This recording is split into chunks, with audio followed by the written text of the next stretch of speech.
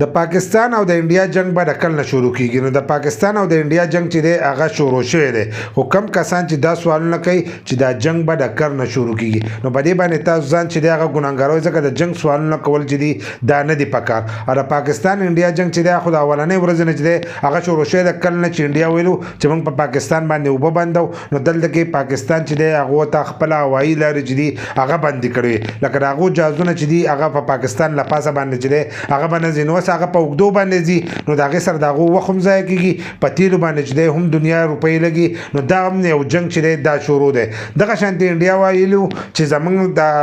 دغه پوړونه چې دي هغې ته به د پاکستان جنډه چې به کوم جاز هغه به نه راځي، نو دغه شانتې پاکستان چې دی هغه ورته هم ویلو. بل له انډیا وستلې د IMF ته وینا کړې ده چې دې له نوره قرضه چې ده دا مه ورکوه، دا قرضه چې ده دا دي په غلطه باندې استعمالوي، نو په معیشت باندې چې دی حملې کوي وسلکه چې د دې آمدن چې دی هغه خراب شي او دی چې دی کمزوري پاتې شي. نو اوس په دغه باندې چې دی حمله د هغه پاکستان په هم کوي او د هغه طرفه انډیا چې ده هغه په دې باندې هم کوي. دغه شانتې